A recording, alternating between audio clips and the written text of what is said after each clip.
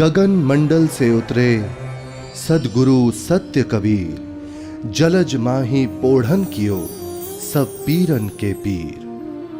सर्व सृष्टि के रचनहार कबीर परमात्मा चारों युगों में इस धरा पर आते हैं और आम साधारण व्यक्ति की तरह लीला करते हुए मानव समाज को सद्भक्ति मार्ग देकर चले जाते हैं। आज से लगभग 600 वर्ष पूर्व कलयुग में अपने वास्तविक नाम कबीर नाम से सतलोक से चलकर कबीर प्रभु जी काशी के लहरतारा नामक तालाब में एक कमल के फूल पर सन 1398 ईस्वी संवत 1455 में ज्येष्ठ मास की पूर्णिमा को ब्रह्म मुहूर्त में प्रकट हुए थे।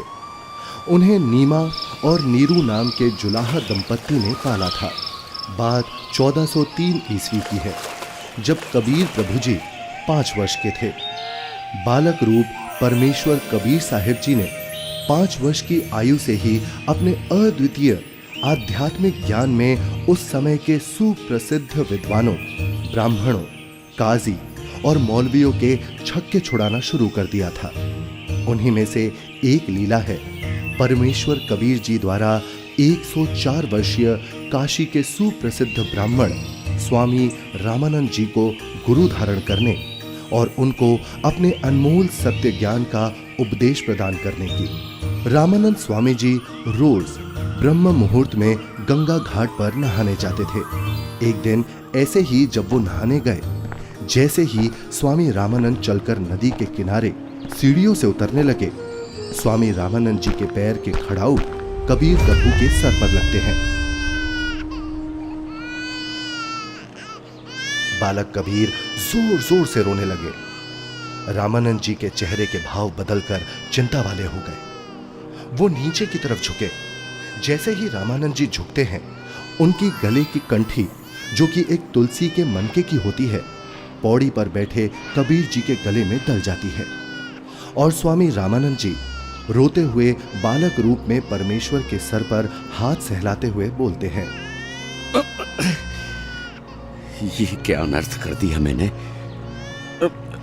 रो मत बेटा, राम राम बोलो। राम राम। राम राम कहने से सब दुख दूर हो जाएंगे। ये बच्चा जरूर अपने माँ बाप से बिछड़कर यहाँ आ गया है। ऐसा करता हूँ, स्नान करने के पश्चात इसे आश्रम ले चलता हूँ और फिर इसके माता पिता के बारे में पता करता हूँ।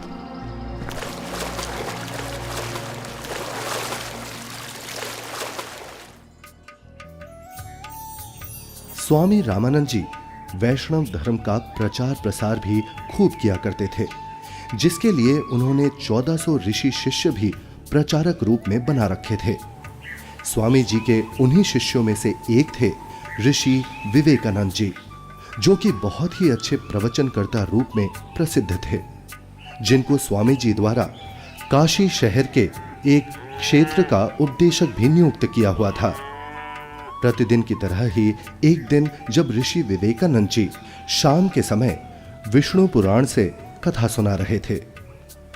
श्री हरि विष्णु जी ही सभी के रक्षक व पूर्ण परमात्मा है।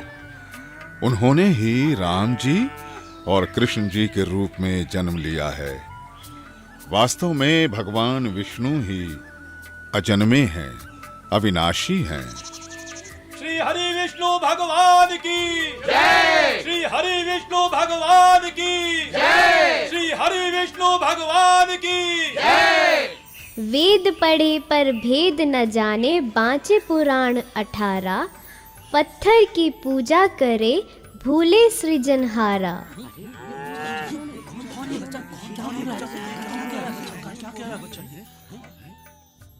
हे ऋषिवर, भगवान विष्णु अजन्मे और अविनाशी नहीं है। अब इसमें देखिएगा ब्रह्मा विष्णु महेश की क्या स्थिति है। श्रीमद् भगवत गीता, गीता प्रेस गोरखपुर से प्रकाशित है।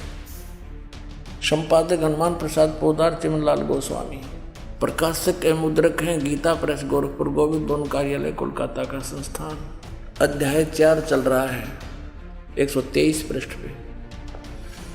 भगवान विष्णु अपनी माता दुर्गा की स्तुति कर रहे हैं, तुम शुद्ध स्वरूपा हो, ये सारा संसार तुम इसे उद्भासित हो रहा है। मैं ब्रह्मा और शंकर हम सभी तुम्हारी कृपा से विद्यमान हैं। हमारा आविर्भाव माने जन्म और तिरोभाव माने मृत्यु हुआ करता है। हमारा तो जन्म और मृत्यु होता है, केवल तुम ही नित्य हो, जगत जननी हो, प्रकृति और सनातनी देवी हो। अब इसका क्या अर्थ है? ब्रह्मा विष्णु महेश नाशवान है, इनकी जन्म मृत्यु होती है। हे ऋषिवर, भगवान विष्णु अजन्मे और अविनाशी नहीं है। शिव पुराण में लिखा है कि निराकार परमात्मा आकार में आया, वे सदा शिव काल रूपी ब्रह्म कहलाया। उसने अपने अंदर से एक स्त्री प्रकट की जो प्रकृति देवी, अष्टांगी, त्रिदेव जननी, शिवा आदि नामों से जानी जाती है। पवित्र शिव पुराण ये गीता प्रेस गोरखपुर से प्रकाशित है। सचित्र मोटा टाइप, केवल हिंदी। संपादक है हनुमान प्रसाद पोदार। और ये प्रकाशित कहाँ से है? प्रकाशक एवं मुद्रक हैं गीता प्रेस गोरखपुर, गोविंद भवन कार्यालय कोलकाता का संस्था। अब देखना ये रुद्र संहिता का, अब हम छठा अध्याय पढ़ रहे हैं 101 पृष्ठ पे। देवर से एक समय ब्रह्मा जी बता रहे अपने पुत्र नारद को, एक समय उस आनंद वन में रमण करते हुए शिवा और शिव के मन में ये इच्छा हुई, दुर्गा और काल के मन में, कि दूसरे पुरुष की सृष्टि करनी चाहिए, यानी कोई पुत्र उत्पन्न करना चाहिए, जिस पर सृष्टि संचालन का महान भार रखकर हम दोनों केवल काशी में रहकर इच्छा अनुसार वितरे और निर्वाण धारण करें। ऐसा निश्चय करके शक्ति सहित सर्वव्यापी परमेश्वर शिव ने, इस काल ने, अपने वाम भाग के 10वें अंग पर अमृत मल दिया।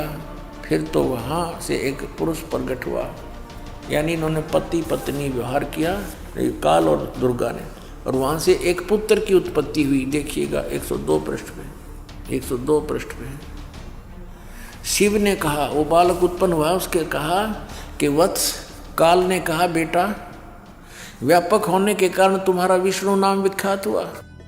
फिर काल रूपी ब्रह्म ने एक काशी नामक सुंदर स्थान बनाया। वहाँ दोनों शिव तथा शिवा अर्थात काल रूपी ब्रह्म तथा दुर्गा पति पत्नी रूप में निवास करने लगे। भगवान विष्णु इनकी ही संतान है।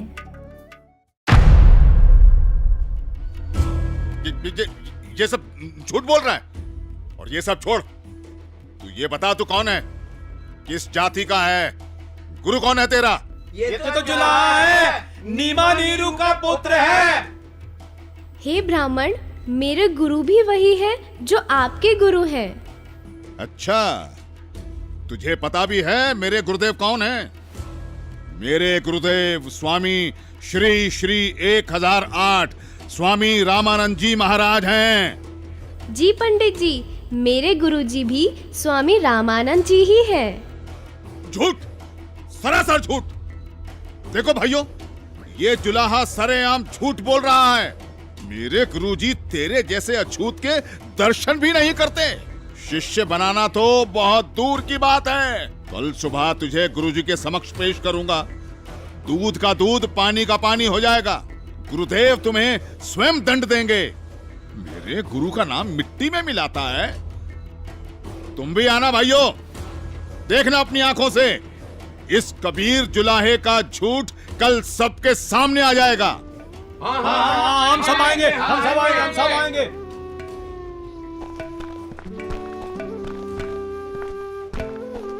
अरे पंडित जी, कम से कम मेरे सवाल का उत्तर तो देते जाइए। विवेकानंद सीधा रामानंद जी के पास पहुंचा और उन्हें सारी बात बताई। रामानंद जी भी गुस्सा हो गए कि आखिर कैसे एक जुलाहा खुद को मेरा शिष्य बता सकता है। हे गुरुदेव, एक छोटी जाति का जुलाहा अपने आप को बड़ा विद्वान सिद्ध करने के लिए भगवान विष्णु जी को नाशवान बताता है।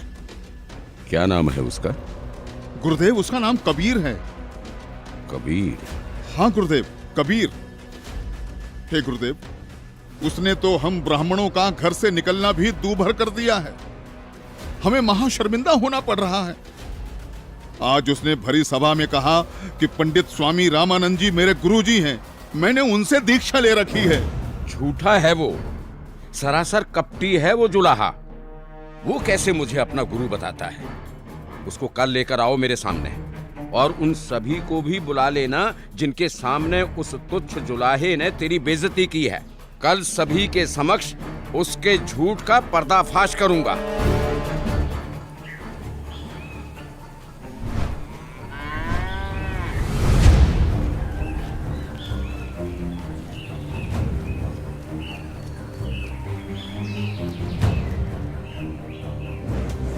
नीरू जुलाहे का घर कहाँ है?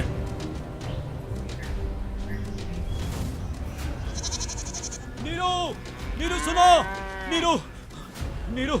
क्या हुआ भाई? बड़े परेशान दिख रहे हो। विवेकानंद अपने साथियों के साथ कबीर को पकड़ने आ रहा है। आपका घर पूछ रहा है। हाँ, लगता है कबीर ने इनको कुछ कहा है। उसे समझाओ, इनसे पंगा ना ले। क्या? कौन आ रहा है? हमें हमारे कबीर के लिए कौन आ रहा है? कौन पकड़ेगा? नीमा और नीरू डर जाते हैं और कबीर को झोपड़ी के पीछे ले जाकर कंबल से उड़ाकर छुपा देते हैं। तभी विवेकानंद वहां पहुंच जाता है। कहाँ है वो दंड वाला कबीर? कल उसने भरी सभा में मेरे गुरुदेव का अपमान किया है। आज सबके सामने गुरुजी उसकी पिटाई करेंगे। हे ब्राह्मण जी, क्या बात है? इतना क्रोधित मत होइए। हमारा कबीर किसी का अपमान कर ही नहीं सकता। न जाने क्यों आप हमारे कबीर के पीछे पड़े हैं। मेरा कबीर यहाँ नहीं है। अच्छा, अभी पता चल जाएगा। तोड़ डालो इसकी झोपड़ी को और ढूंढ कर निकालो उस अधर्मी कबीर को। रुक जाइए, हम हाथ जोड़ते हैं। हमारे कबीर ने कुछ नहीं। घर में घुसकर विवेकानंद और उसके शिष्य तोड़ फोड़ करने लगते हैं तो कबीर प्रभु जी से नहीं रहा जाता। वो सामने आ जाते हैं। मत छोड़ो यहाँ, सब कुछ तोड़ फोड़ दो, सब कुछ। ये विवेकानंद ब्राह्मण, मैं यहाँ हूँ झोपड़ी के पीछे। झोपड़ी के पीछे पकड़ो उसे। पकड़ो।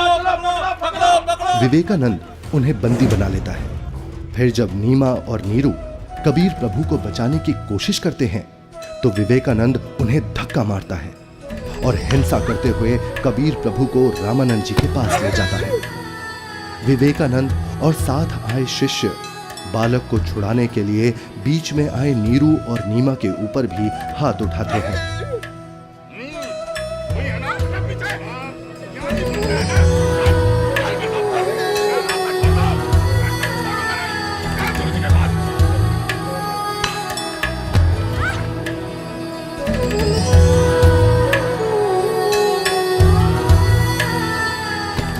नीरू को भी कुछ गुंडे लाठी डंडों से मार मार कर मृत समान कर देते हैं।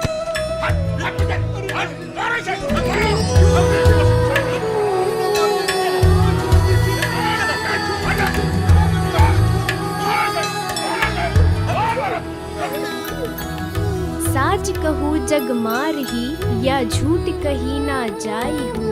साच न पूरा पावते, ये झूठे जगपति आई हो। एक तरफ विवेकानंद कबीर प्रभु जी को पकड़कर रामानंद जी के पास ला रहा था और दूसरी तरफ रामानंद जी ने अपनी कुटिया के बाहर एक बड़ा सा पर्दा लगवा दिया जिससे रामानंद जी की नजर शूद्र पर ना पड़े। हे स्वामी, आपके आदेश के अनुसार पर्दा लगवा दिया है जिससे कबीर की नजर आप पर ना पड़े। कबीर को इस पर्दे के पीछे ही खड़ा किया है। मारो इसे, इसने हमारे गुरुदेव का अपमान किया है। मारो, हमारे ईश्वर की निंदा की है इसने। मारो इसको, मारो इसे, मारो।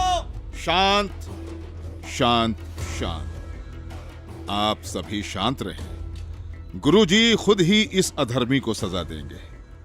कौन है तू जुलाहे?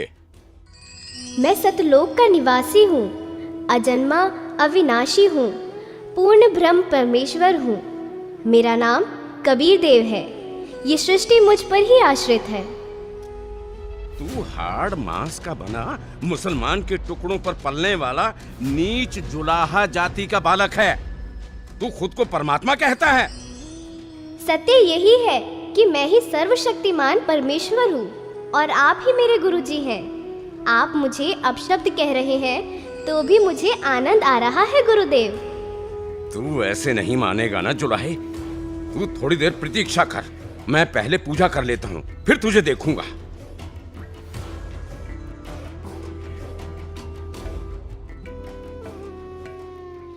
कहीं ये बालक सच में तो भगवान नहीं है, क्योंकि भगवान तो किसी भी रूप में कहीं भी आ सकते हैं।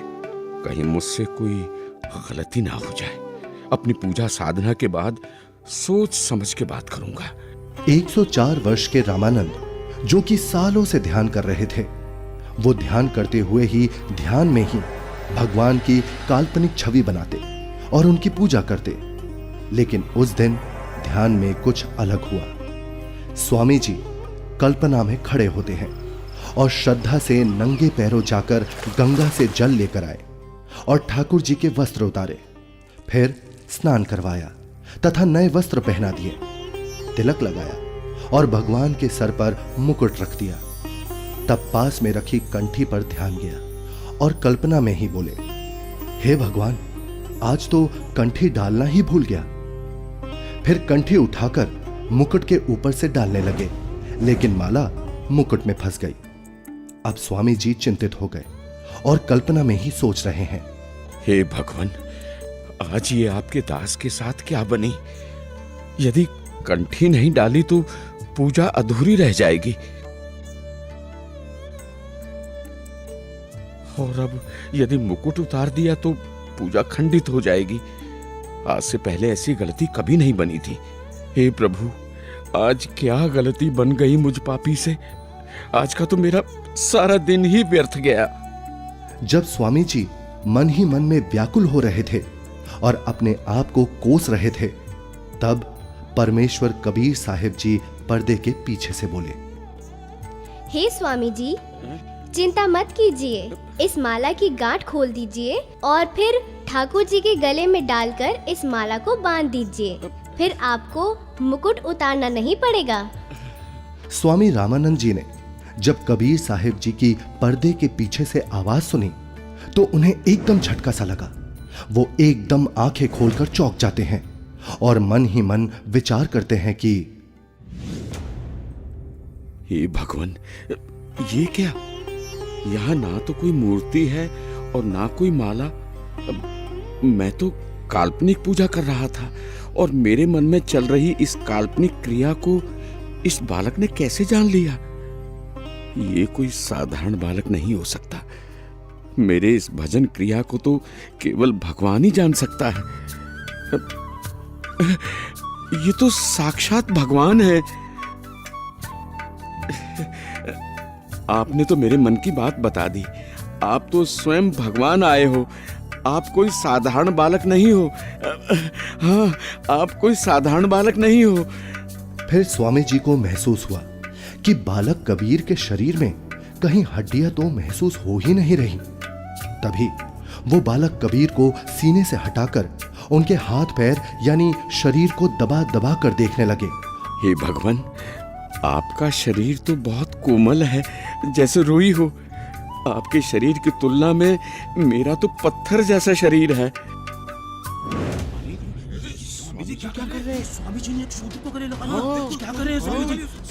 लगता है कि बुढ़ापे में गुरुजी का दिमाग हिल गया है, जो शूद्र को गले से लगा लिया।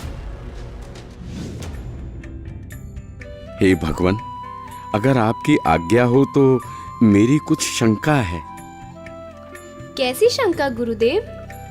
हे भगवान, एक बात समझ नहीं आई। आपने झूठ क्यों बोला? कैसा झूठ स्वामी जी? आप कह रहे थे कि आपने मुझसे उपदेश ले रखा है, लेकिन मैंने तो आपको कभी नाम दीक्षा नहीं दी। स्वामी जी, याद कीजिए, एक समय आप पंचगंगा घाट पर स्नान करने के लिए गए थे। मैं वहाँ पौड़ियों पर लेटा हुआ था। आपके पैरों की खड़ाऊ मेरे सिर पर लगी थी और मैं पीड़ा के कारण रो रहा था। तब आपने मेरे सिर पर हाथ रखा और कहा कि बेटा राम राम बोलो। तो स्वामी जी, आप मेरे गुरु बन गए और मैं आपका शिष्य। मेरा तो उद्देश्य ही वहां पर आपसे दीक्षा लेना था। हाँ, अब याद आया। परंतु वो तो बहुत छोटा बच्चा था। वो देखिए स्वामी जी, क्या मैं ऐसा था? स्वामी जी ने जिधर बालक कबीर जी इशारा कर रहे थे, उधर 2.5 वर्ष के उसी बालक को चारपाई पर लेटा देख चौंक जाते हैं और बार बार कभी 5 वर्ष के रूप में खड़े परमात्मा को देखते हैं तो कभी 2.5 वर्ष वाले रूप को। फिर आंखें मल मल कर देखते हैं कि कहीं आंखें धोखा तो नहीं खा रही। इतने में 2.5 वर्ष वाला बालक चारपाई से हवा में उड़ा और 5 वर्षीय बालक के रूप में खड़े कबीर साहिब जी में समा गया और 5 वर्ष वाले बालक के रूप में कबीर साहिब जी वहीं खड़े हैं। मेरा संशय मिट गया। आप ही पूर्ण ब्रह्म हैं, हे परमेश्वर। आपको हम कैसे पहचानें? आप किस जाति में उत्पन्न तथा कैसी वेशभूषा में खड़े हैं? कैसे एक छोटे से बालक के रूप में धोती कुर्ता पहने जुलाहा जाति शूद्र वर्ण में उत्पन्न हुए हैं दाता? हे मालिक, हम तुच्छ बुद्धि जीव आपको कैसे पहचाने? अपने इस अनजान बालक की गलती क्षमा करना प्रभु। ऐसा मत कहिए स्वामी जी, आप मेरे गुरुदेव हैं और मैं आपका शिष्य। नहीं भगवान, मैंने आपको पहचान लिया है। भगवान, आपके बच्चे की कुछ और शंकाएं हैं जिनका निवारण चाहता हूँ, यदि आपकी आज्ञा हो तो। हाँ स्वामी जी, बोलो, आपकी क्या शंकाएं हैं? हे कबीर देव, मैं अपने शिष्यों को राम नाम जाप करने को नहीं देता। यदि आपने मुझसे दीक्षा ली है तो आप मुझे वो मंत्र बताइए जो मैं अपने शिष्यों को देता हूँ। स्वामी जी, आप ओम नाम जाप करने को देते हो। आपने जो मंत्र बताया ये तो सही है, लेकिन एक शंका और है, कृपया उसका भी समाधान कीजिए। पूछिए गुरुदेव जी। मैं जिसे शिष्य बनाता हूँ उसे एक चिन्ह देता हूँ, वो आपके पास नहीं है। हे गुरुदेव, आप एक तुलसी की कंठी माला देते हो गले में पहनने के लिए। ये देखो गुरुदेव, उस दिन पंचगंगा घाट पर आपने ही तो अपने गले से निकालकर ये कंठी मेरे गले में पहनाई थी। ये सारी लीलाएं देखकर वह बालक रूप में खड़े कबीर परमात्मा की बातें सुनकर स्वामी रामानंद जी समझ गए कि ये कोई साधारण बालक नहीं है। उसके बाद कबीर परमात्मा ने स्वामी रामानंद जी को अपने उसी 5 वर्ष के बालक के रूप में अपने साथ यमलोक, स्वर्गलोक, विष्णुलोक, शिवलोक और फिर अंत में सतलोक में ले जाते हैं। ये सतलोक है। सतलोक में नूरी आत्माएं घूमती हुई, सफेद वृक्ष, सफेद फल, फूल, महल, दूधों की नदियां दिखती हैं, हीरे मोतियों के चमकीले पहाड़, सफेद वस्त्रों में मोतियों की माला पहने आत्माएं सतलोक में घूमती हुई। फिर वो दोनों एक बड़े से गुंबदनुमा महल के अंदर सतलोक में भगवान के पास पहुंच जाते हैं। सतलोक में पूर्ण परमात्मा कबीर जी एक गुंबद में एक ऊंचे सिंहासन पर विराजमान दिखते हैं। दोनों उस सिंहासन पर बैठे परमात्मा को प्रणाम करते हैं। अब बालक रूपधारी कबीर देव उस सिंहासन के पास जाते हैं और सिंहासन पर बैठे अपने अन्य रूप पर चवर करते हैं। ऐसा देखकर रामानंद जी सोचते हैं, इसका मतलब कबीर देव जी इस सिंहासन पर बैठे सच्चे परमात्मा के सेवक हैं। तभी सिंहासन पर विराजमान तेजोमय परमात्मा सिंहासन से उठकर खड़े हो गए और कबीर देव जी के सामने हाथ जोड़कर कबीर देव जी को बैठने का आग्रह करने लगे। बालक रूप में कबीर परमात्मा सिंहासन पर बैठ गए और पहले सिंहासन पर बैठे परमात्मा बालक कबीर को चवर करने लगे। रामानंद जी प्रभु के सामने हाथ जोड़कर खड़े रहे। तभी फिर तेजोमय परमात्मा एक प्रकाश पुंज में बदल गया और फिर वो उस बालक कबीर जी के शरीर में समा गया। अब बालक कबीर जी का शरीर भी उतना ही तेजोमय हो गया जितना कि पहले सिंहासन पर बैठे परमात्मा का था।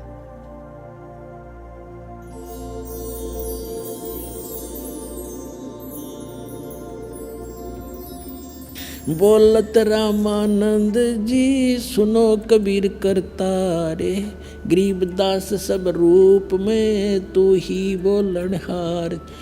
दोहू ठोर है एक तू बया एक से दो, गरीबदास हम कारणे तुम आए हो मगजो।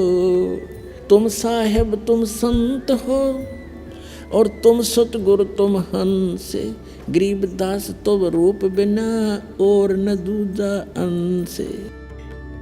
हे परमात्मा, आप जी स्वयं ही दोनों स्थानों पर लीला कर रहे हो। आप ही निज ब्रह्म पूर्ण ब्रह्म हो। तीनों लोकों में प्रवेश करके सबका धारण पोषण करते हो। मैंने आपका वो सनातन परम धाम आंखों देख लिया है। आप ही परमेश्वर हो, आप ही सतगुरु तथा आप ही तत्वदर्शी संत हो, और आप ही हंस अर्थात अच्छे बुरे को भिन्न भिन्न करने वाले सच्चे भक्त भी हो। मैं आपका भक्त, आप मेरे गुरुजी। स्वामी जी, आप मेरे गुरुजी ही बने रहो।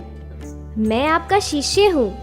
ये गुरु परंपरा बनाए रखने के लिए अति आवश्यक है, नहीं तो भविष्य में संत भक्त कहा करेंगे कि गुरु बनाने की कोई आवश्यकता नहीं है। कबीर ने कौन सा गुरु बनाया था? इसलिए स्वामी जी, संसार की दृष्टि में आप मेरे गुरुजी की भूमिका कीजिए, तथा वास्तव में जो साधना की विधि मैं बताऊं, आप वैसे भक्ति कीजिए। ठीक है परमात्मा, जैसी आपकी आज्ञा। इस प्रकार परमेश्वर कबीर जी ने 5 वर्ष की आयु में ही 104 वर्ष के ब्राह्मण को तत्व ज्ञान से परिचित कराया, और गुरु परंपरा को बनाए रखने के लिए कबीर साहेब जी ने स्वामी रामानंद जी को अपना गुरु बनाया। यह अनमोल ज्ञान जगत गुरु तत्वदर्शी संत रामपाल जी महाराज के सत्संग प्रवचनों से संग्रह किया गया है। संपूर्ण आध्यात्मिक ज्ञान प्राप्त करने के लिए अवश्य सुनिए जगत गुरु तत्वदर्शी संत रामपाल जी महाराज जी मंगल प्रवचन।